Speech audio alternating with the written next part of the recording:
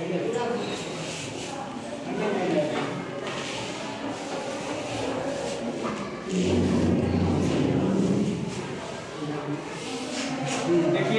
आज पढ़ेंगे हृदय कक्ष के बारे में। किसके बारे में? हृदय।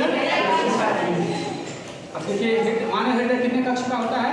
4। इधर देखिए दायां आलिंग, क्या बोलेंगे? दायां आलिंग। इधर दायां निलय, इधर बायां निलय। मतलब 4 भाग में बटा है। कितने भाग में बटा है? 4। इधर को दायां बोलेंगे, इधर को बायां। इधर बायां साइड में शुद्ध रक्त रहता है। कैसा रक्त रहता है? इधर साइड में अशुद्ध। हमको सिर्फ अभी इतना पढ़ना है कि हृदय में कितने कक्ष होते हैं किस जानवर में, ठीक ना? हम लोग मानव जाति हैं, मानव में स्तनधारी मानते हैं। किसमें आएंगे? स्तनधारी। स्तनधारी मतलब समझिए कि इसमें, अब इसको ऐसे समझिए कि कौन सा जीव बच्चा देगा, कौन सा जीव अंडा देगा। देखिए इसके पहचान के लिए हम बताए थे कि जिसके सर में बाल हो, यानी शरीर में बाल हो, कान बाहर दिखाई देते हों, और उनकी जो मादा होती है, स्तन होता है, स्तनपान करा के अपने बच्चे का वृद्धि और विकास कराती है, वे जीव क्या देते हैं? बच्चे देते हैं। क्या देते हैं? बच्चे देते हैं। और जिसके सर में बाल नहीं होते हैं, जैसे पक्षी हो गए, उसके पंख होते हैं, बाल नहीं है। जैसे जिसके सर में बाल नहीं होते हैं, जिसके कान होते हैं लेकिन सुई के जैसे छेद होते हैं, ठीक है ना, और उनके स्तनपान कराने की कोई विधि नहीं होती है। वे अपने अंडे को और अपने बच्चे को वृद्धि और विकास के लिए अपने शरीर का ताप देते हैं, अपने शरीर का ताप देते हैं। जैसे लगभग सभी प्रकार की पक्षियाँ, जैसे आप लोग मुर्गी देखे होंगे, कबूतर देखे होंगे, ठीक ना, बतख देखे होंगे, ठीक। अब देखिए आज पढ़ेंगे हृदय कक्ष के बारे में, ठीक ना। तो मानव हृदय में कितने कक्ष हो गए? 4। कोई पूछेगा मानव हृदय में कितने कक्ष होते हैं? 4। मतलब हृदय मतलब हार्ट, हार्ट मतलब समझ ना, हार्ट क्या बोलेंगे? हार्ट। क्या बोलेंगे? हार्ट होते हैं, जिसी को दिल बोलते हैं। क्या बोलते हैं? दिल। अब देखिए मानव हृदय में कितने कक्ष होते हैं? 4 कक्ष हो गए। इधर से देख लिए ना। और देखिए मछलियों में कितने कक्ष होंगे? 2। मछलियों में कितने कक्ष होंगे? 2। अब 2 कक्ष होगा तो इसमें 2 चीज रहेगा, ऊपर एक वालिंग रहेगा, तो नीला, इसमें दायां बायां नहीं रहेगा, ठीक।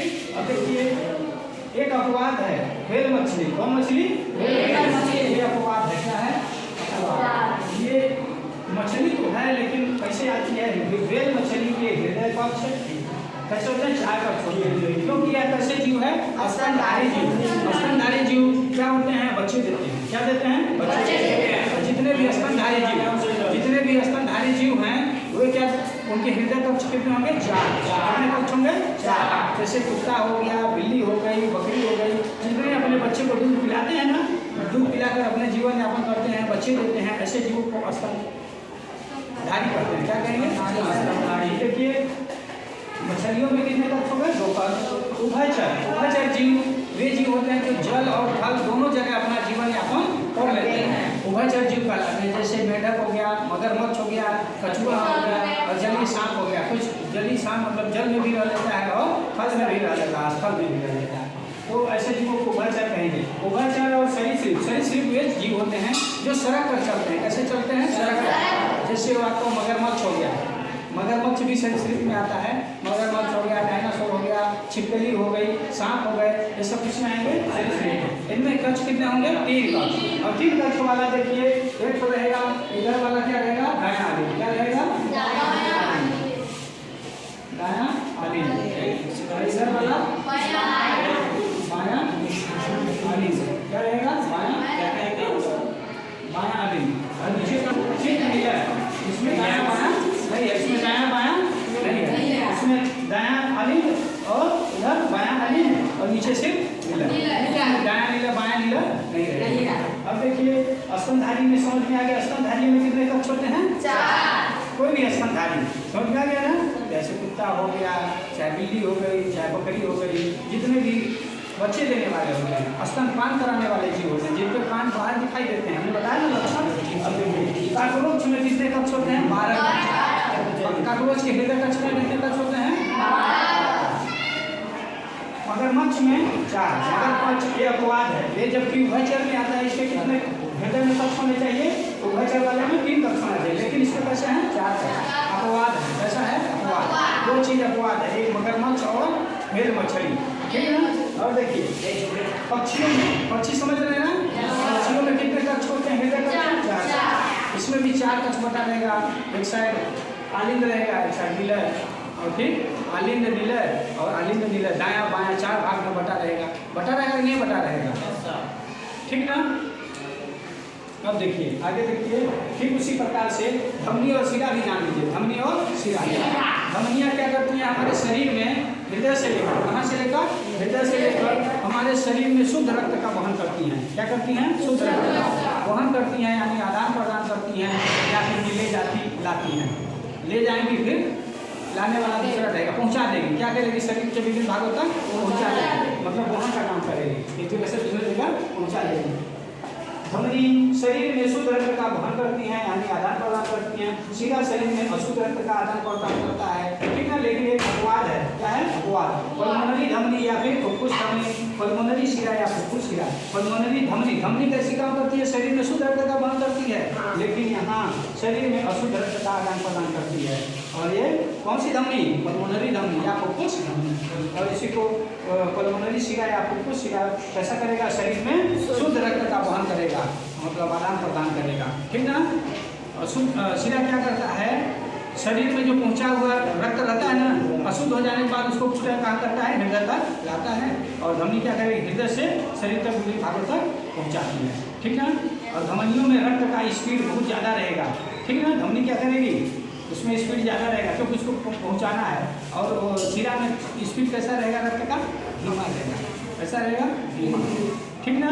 और देखिए आज हम अपन लोग कक्ष के बारे में पढ़ेंगे, हृदय कक्ष के बारे में। कोई पूछ देगा मगरमच्छ में कितने हृदय कक्ष होते हैं?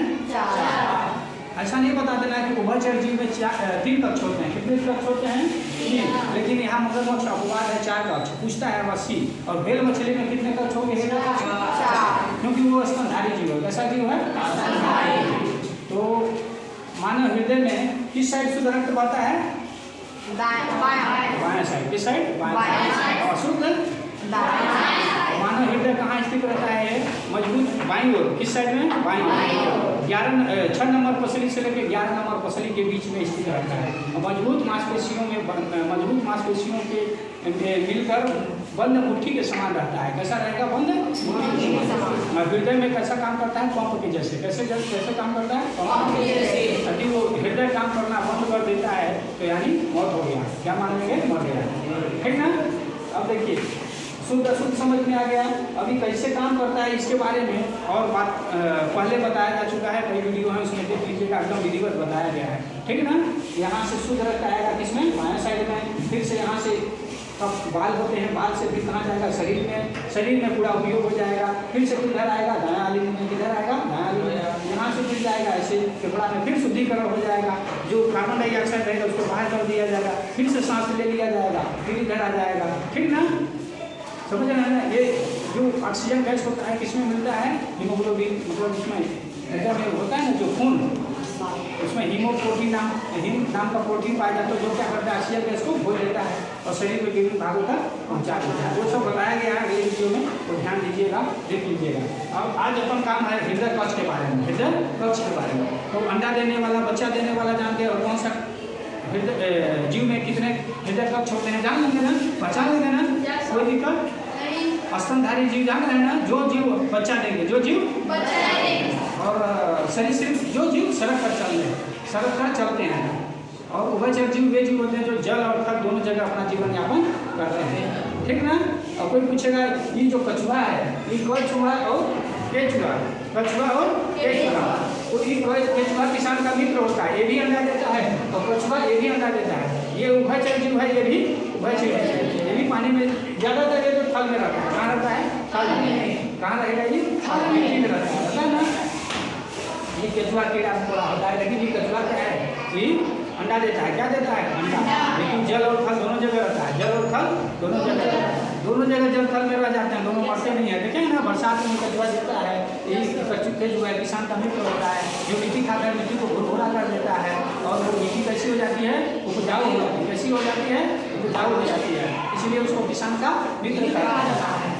अब देखिए एक कछुआ जो होता है फल में बहुत दूर जाके अंडा देता है, और ठीक उसी प्रकार से मगरमच्छ भी अंडा देता है। क्या देता है? अंडा देता है। ठीक, बन जाएगा ना? ठीक।